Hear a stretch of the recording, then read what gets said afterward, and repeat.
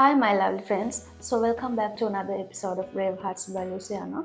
So, if you're someone who is waking up at 2 3 a.m. in the morning and you feel like you are very tired, sometimes you fell asleep at late night, but you're waking up at early in the morning and it's very difficult for you to fall asleep, and this video is for you. So, my dear friends, this problem is called sleep insomnia. So, this problem is faced by many people, millions of people around the world. So you are not alone in this. So I personally face this problem as well, and today I'm going to be discussing you about what is the science behind the sleep and how do we overcome this sleep insomnia.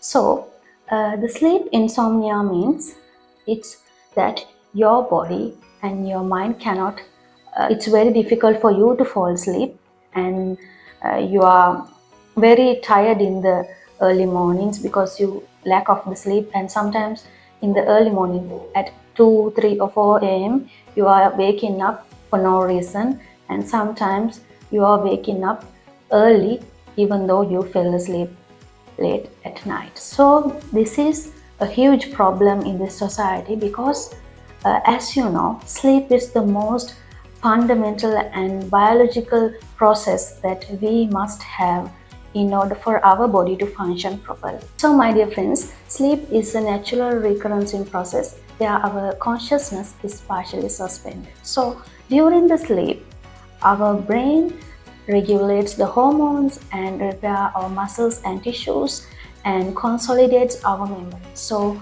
the sleep is very important for our physical body, memory and learning, and also regulation of our emotions. So as we know, sleep is a very important process. So normally sleep is regulated in cycles. This is very scientific, so I don't want you guys to confuse. The sleep have cycles. It is considered of non-rapid eye movement and rapid eye movement like cycles. Normally these cycles is usually last about 90 minutes, and in our sleep we have multiple cycles of rapid eye movement and non-rapid eye movement cycles. So our sleep is normally regulated by circadian rhythms and sleep drive. So do not get confused. These are not scientific terms. You can simply understand. I will explain. So the circadian rhythms mean your body have a biological clock in our body to do some activities. So the circadian rhythms, that means the body's clock is regulated brain part called hypothalamus. So this hypothalamus is responsible for this circadian rhythm. So this circadian rhythms is activated during the darkness and the lights. And during the dark, the pineal gland. We also have another part in the brain called pineal gland. During the dark, this pineal gland secretes a hormone called melatonin. This melatonin is responsible to initiate the sleep. So the circadian rhythm is controlling the melatonin secretion, which is essential for the sleep. So the other part I called the sleep drive is our body's ability to fall asleep. So during the daytime, a chemical called adenosine is secreted in your brain. So gradually the adenosine content is increasing in your brain. This pressures the body to sleep and also feels like drowsiness. So during the sleep, the adenosine is cleared by the brain. So at the morning, you feel like you are refreshed and you are fresh. So the circadian rhythms and the sleep drive is very important for your body to fall into sleep. So as we learn some small aspects of the science behind the sleep, let's discuss what are the importance of sleep. Our body is like a machine. So like all other machines, it needs some rest. Because during the sleep, there are a lot of activities going in your brain and your body. So as I mentioned, during your sleep, there is a sleep cycle, and during this cycle, the body initially calms down and it releases a hormone called growth hormone. As you know, this growth hormone is important for body tissues and muscles to repair and grow your body. As an example, the newborn babies need so much sleep because during the sleep, growth hormone is released. That's why the babies are growing, and it's very essential for babies to sleep. So, also during the deep sleep, you will face dreams, and your memory is the short term memory is stored into a long term memory and released unnecessary memories in your brain, and also it also regulates the hormones in your body, and sometimes it's secreted the what we call hormones for hunger. Likewise, so lot of biological activities are going in your brain and body during the sleep. So sleep is very essential for your physical body to grow and to maintain, as well as your brain to store memories and the learning things in your daytime. Apart from that, it is very important to regulate the emotions that we deal with in the daytime. Apart from that, it is also important for immune system regulation because immune cells are generated, and it is very important for the health of our body. And also, it is also important for our long-term health because during sleep, the metabolic waste in your brain is removed by the lymphatic system. So if we lack of sleep, then the possibility to have the Alzheimer's disease is also increasing. So there are huge beneficial things in sleep.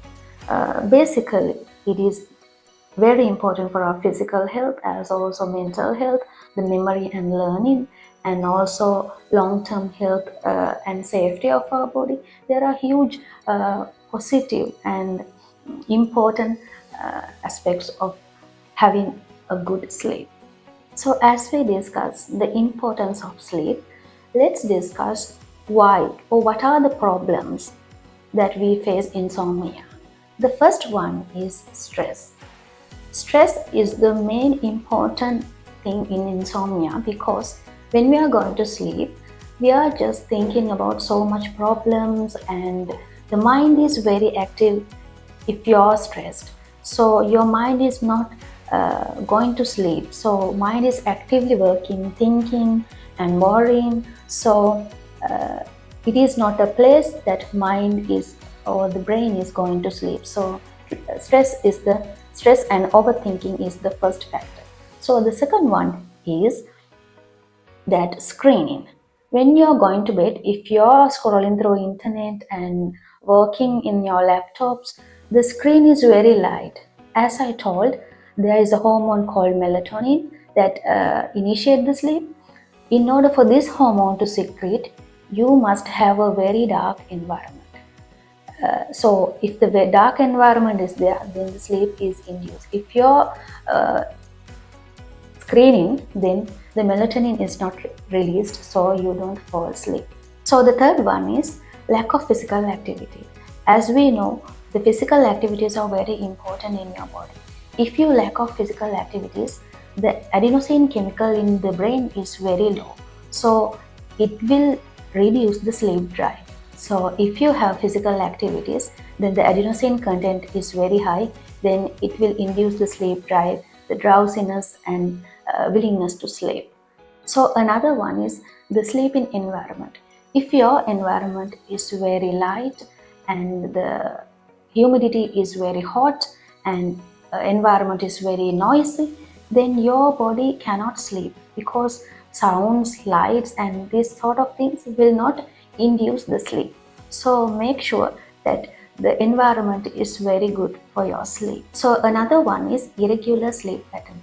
As I told you earlier, the sleep is induced by circadian rhythm, our body's clock. So body know when you are going to sleep. If you are going to sleep one day at 7 p.m., another day at 10:30 p.m., sometimes another day at 2 a.m., so then the circadian rhythm, the body's clock is interrupted.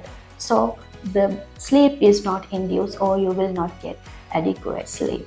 So Another one is some medications. If you're prescribed with some medications like ADHD, sometimes heart, such kind of prescriptions will uh, reduce or it will affect the sleep pattern. So another problem is consuming caffeine related products. So in this society, people usually drink so much coffee and energy drinks. So these drinks contain caffeine, stimulus that is inducing the alertness in our body. So if you drink caffeine before going to sleep, then you will not get the sleep because it blocks the sleeping cycles. So usually this if we consume caffeine, it will take at least 8 to 10 hours to what we call release these chemicals in our bloodstream. It will be in our bloodstream for at least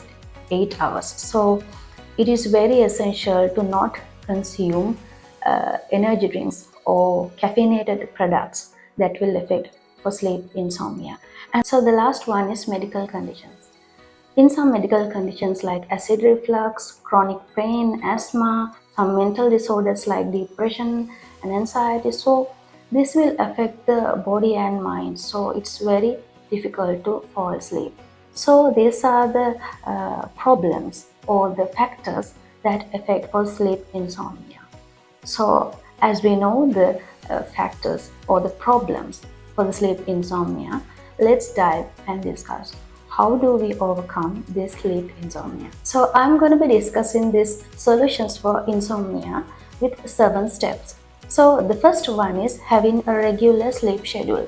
So if you're someone who is working, if you're a student, you should have a specific sleep schedule for weekdays as well as for weekends.